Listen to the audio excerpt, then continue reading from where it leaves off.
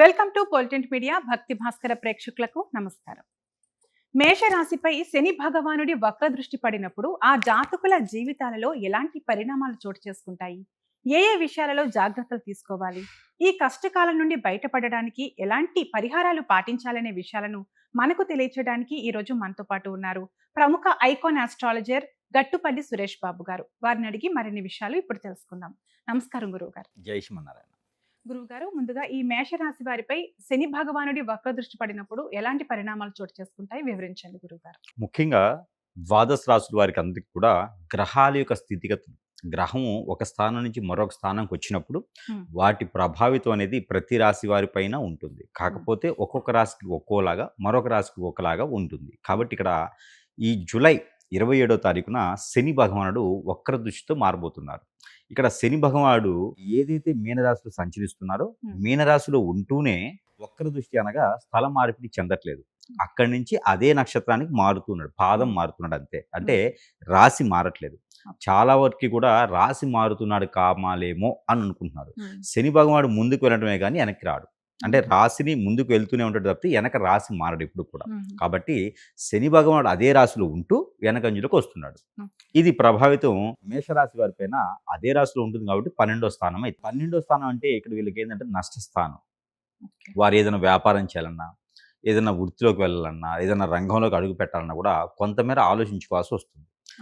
గత సంవత్సరం ముందు మనం ఆలోచించినట్టయితే 2024, 25 సంవత్సరాలు ఎలా అయితే ఉన్నారో, ఎలాంటి స్థితిగతులు వచ్చాయో అదే విధంగా మరలా రాబోతున్నాయి అని చెప్పొచ్చు.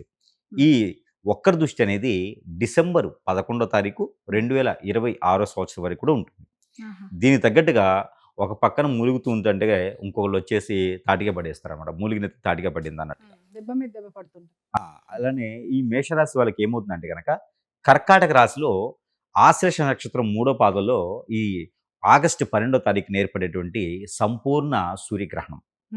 ఈ గ్రహణానికి సంబంధించినటువంటి ఇబ్బందులు కూడా ఈ మేషరాశి వారికి ఒక మేర వస్తున్నాయి. ఇలాంటి ఇబ్బందులు వస్తాయి మేషరాశి వారికి అంటే భార్యాభర్తల మధ్య తగాదాలు, ఎక్కడైనా పార్ట్నర్షిప్ వ్యాపారాలు పెడితే నష్టపోవటము, ఏదైనా తెలిసి తెలియని దాంట్లో ఇన్వెస్ట్మెంట్ చేస్తే మోసం చేయటము, అప్పులు ఇచ్చిన దగ్గర కొట్లాట్లు గొడవలు తప్పితే డబ్బులు రాకుండా ఉంటాము, జాబ్ కోసం ఎవరికైనా డబ్బుల కోసం లంచం కానీ, బ్రోకరేజీ కానీ, ఏజెంట్లకు ఇవ్వడం కానీ చేస్తే అక్కడి నుంచి కూడా వీళ్ళకి మాట రావటం ఖచ్చితంగా. అలానే జాబ్ ప్రకారంగా కూడా ఉన్న పళంగా తీసేయటం, అంటే దాంట్లో కూడా ఇబ్బందులు అనమాట. వీళ్ళకి ఏంటంటే ఎక్కడో ₹1,00,000 వస్తాయని చెప్పి 90,000 ఈఎంఐలు పెట్టుకుంటారు. కానీ ఈఎంఐలు మాత్రం కట్టాల్సి వస్తుంది, కానీ డబ్బులు మాత్రం వీళ్ళకి జాబులు రావు. క్షణంగా జాబులు తీసేయడం కానీ ఇలాంటివి జరుగుతూ ఉంటాయి. కాబట్టి వీరు ఖచ్చితంగా ఎవరితోనైనా సరే మాట్లాడేటప్పుడు ఆచితూచి మాట్లాడాలి. వీరు మాట్లాడే ప్రతిదీ కూడా వాళ్ళు వంక పెట్టేసి తీసేసేదానికి ఉంటారు. కాబట్టి వీరి మాటలు వీరికి శత్రుత్వం పెరుగుతుంది. మరొకటి వీరికి బద్ధకం కూడా కొంచెం ఎక్కువగానే అవుతుంది. ఎందుకంటే 12వ స్థానంలో శని ఉన్నాడు కాబట్టి బద్ధకం కూడా కొంచెం ఎక్కువగానే కనిపిస్తుంది. ఈ రోజు చేయాల్సిన పని ఒక వారం తర్వాత చేసే విధంగా ఉంటుంది. అప్పటికి అన్ని పనులు అయిపోతాయి అన్నమాట. వారం తర్వాత ఆ పని చేయకపోయినా ఉపయోగం లేదు. ఆరోగ్యంగా వీరికి మోకాళ్ళ నొప్పులు, మోచేతి నొప్పులు ఇలాంటివి ఉంటూ ఉంటాయి. దానికి కొంచెం ప్రికాషన్స్ తీసుకొని సరి చేసుకొని మరి కొంచెం ఇబ్బంది అయినా కూడా కష్టపడే తత్వంతో ముందుకు వెళ్తూ ఉండాలి. లేకపోతే కొంచెం ఇబ్బందిగానే ఉంటుందని చెప్పొచ్చు. ఇక కోర్టు విషయాలు కానీ, అన్నతమ్ముల మధ్యన గొడవలు కానీ అయితే కొంచెం కనబడుతూ ఉన్నాయి. ఈ యొక్క ఇబ్బందులు అయితే 4 మాసాలు ఉంటాయి. అంటే జూలై 27 నుంచి మొదలుకొని డిసెంబరు 11వ తారీఖు వరకు కూడా ఇలాంటి ఇబ్బందులు అయితే ఖచ్చితంగా కనబడుతున్నాయి.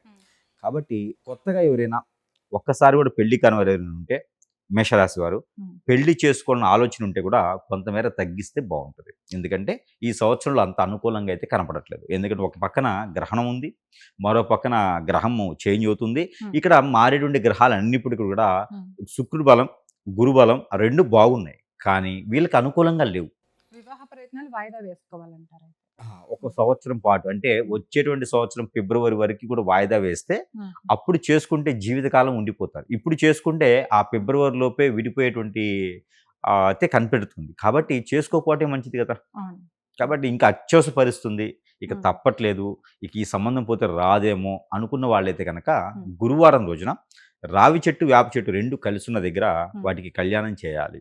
అది అబ్బాయి తరపు నుంచి వారైనా, అమ్మాయి తరపు నుంచి వారైనా సరే ఈ మేషరాశి వారైతే చేయాలి ఖచ్చితంగా. రెండోది అది కుదరలేదనుకుంటే గనక రావి చెట్టు దగ్గర కనీసం మీరు దీపారాధన పెట్టాలి. షుగర్ వేసినటువంటి వాటర్‌ని పాదిలో పోసి హ్మ్. దీపారాధన చేయాలి. హ్మ్. ఆ తర్వాతనే పెళ్లి ప్రయత్నం చేసుకోవాలి. హ్మ్. అలానే రాహుకేతు పూజ కూడా వీరు చేసుకుంటే మంచిది. పితృదోషాలు కూడా వీరికి ఎక్కువగానే కనపడుతున్నాయి కాబట్టి, ఈ హ్మ్. శని భగవాన్ అశుభ దృష్టి పితృదోషాల మీద ఎక్కువ పడిద్ది. అనుకున్న పనులు అవ్వకపోవటం, ముందుకు రాలేకపోవటం, ఎక్కడేసిన గొంగ అక్కడే ఉండటము, ఏది కూడా జరగదనమాట. దాంతో పాటు ఎక్కడైనా ఇంతకుముందు భయానకాన్ని, అడ్వాన్స్‌ని ఇచ్చుంటే కూడా అవి కూడా ఇబ్బందులు అవుతూ ఉంటాయి. ఇవన్నీ కూడా కొంతమేర ఇబ్బంది కలగకుండా, శని భగవాన్ అశుభ దృష్టి వీరి మీద పడకుండా ఉండేలా కావాలంటే కొన్ని కొన్ని పరిహారాలు చేసుకోవచ్చు. ఈ హ్మ్. 4 మాసాలు కూడా పరిహారాలు చేసుకోవచ్చు. దాంట్లో మొదటిగా ఆగస్టు మాసంలో అయితే గనక ఎక్కడైనా ఆవులు గోశాలలు ఉంటాయి. హ్మ్. అక్కడ గోధుమ రొట్టెలు గాని, లేదా వారి సరిహద్దు అంటే వారికి అప్పుడు 50 కిలోలు ఉన్నారనుకోండి 5 కిలోలు, 60 కిలోలు ఉన్నారనుకోండి 6 కిలోలు. అలాగా దశమ భాగం సుమారుగా దోసకాయలు గాని, బీరకాయలు గాని, తోటకూర, పాలకూర లాంటివి ఆవులు తినిపియాలి. లేదు అంటే గనక తౌడు, బెల్లం, గోధుమ పిండి, బెల్లము ఇలాంటి ఏదన్నా గరిక, గోధుమ పిండి రొట్టెలు ఇలాంటి ఏదైనా ఆవుకు తినిపించడంతో ఈ యొక్క సమస్య అనేది ఆర్థికంగా ఇబ్బందులనేది లేకుండా ఉంటుంది. ఇక సెప్టెంబర్ మాసంలో అయితే గనక ఎక్కడైనా వీరు తీర్థయాత్రలు చేస్తే చాలా పుణ్యఫలం. హ్మ్. ఎక్కడైనా దేవస్థానంలో నిద్ర చేస్తే ఆ ఒక శని భగవాని అశుభ దృష్టి కొంతమేర తగ్గుతుంది. అక్టోబర్‌లో కొంత ముందుకెళ్ళాలనుకుంటే, హ్మ్. విదేశానికి వెళ్ళాలనుకున్నా, ఇలాంటి ప్రయత్నాలు శని భగవానుడు ఆగకుండా, గ్రహణానికి సంబంధించిన ఆగకుండా ఉంటే గనక నవధాన్యాలుంటాయి. హ్మ్. ఆ నవధాన్యాలు బ్రాహ్మణోత్తమునికి గాని దానమివ్వాలి. లేకపోతే గనక అక్కడ ఉండేటువంటి నవగ్రహాల పైన అభిషేకం చేయాలి ఒక శనివారం రోజున. ఓకే. ఇక నవంబర్, డిసెంబర్ అయితే గనక కొంచెం గండాలు కూడా కనపడతా ఉన్నాయి శని భగవాన్ అశుభ దృష్టి వలన. ఆ గండాలు తప్పించుకునేలాగా అన్ని రకాలుగా బాగుండేలాగైతే ఒక 10 మందికైనా భోజనం పెట్టించాలి. వాళ్ళ సొంత డబ్బులతో కావాలి.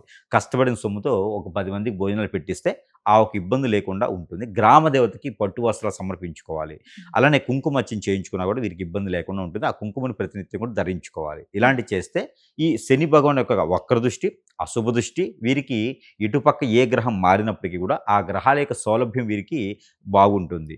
అలానే మానవ గ్రహాలు అంటే మన మీద వ్యసనము, రంది, కుళ్ళు, కుతంత్రంతో ఉన్నవారు మనం ఎదగకుండా చేసేటువంటి వాళ్ళు ఉన్నారు.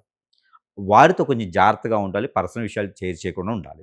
ఇలాంటివి చేసుకుంటూ ఉంటే మేషరాశి వారికి శని వక్రంలో ఉన్నప్పటికీ కూడా చాలా అద్భుతంగానే ఉంటుందని చెప్పొచ్చు. మేషరాశి వారిపై ఉన్న శని భగవానుడి వక్ర దృష్టి ప్రభావాన్ని ఎలా తగ్గించుకోవాలి, ఎలాంటి పరిహారాలు పాటించాలనే విషయాలను చాలా చక్కగా వివరించారు. ధన్యవాదాలు గురువుగారు. చూశారు కదా, మేషరాశి వారికి శని భగవానుడి వక్ర దృష్టి ప్రభావం ఉన్నప్పుడు ఆ కష్టకాలం నుండి బయటపడడానికి ఎలాంటి పరిహారాలు పాటించాలి, ఎలాంటి జాగ్రత్తలు తీసుకోవాలి, గురువు గారి మాటల్లో విన్నాం కదా. మేషరాశి వారు ఈ పరిహారాలు పాటించి ఆ ప్రభావం నుండి బయటపడతారని ఆశిస్తున్నాము. అలాగే ఈ వీడియో మీకు నచ్చినట్లయితే వెంటనే లైక్ చేయండి, మీ బంధువులకు, స్నేహితులకు షేర్ చేయండి. ఇలాంటి ఆధ్యాత్మిక విషయాలను తెలుసుకునేందుకు భక్తి భాస్కర ఛానల్ను సబ్స్క్రైబ్ చేసుకోండి. సర్వేజన సుఖినో భవంతు.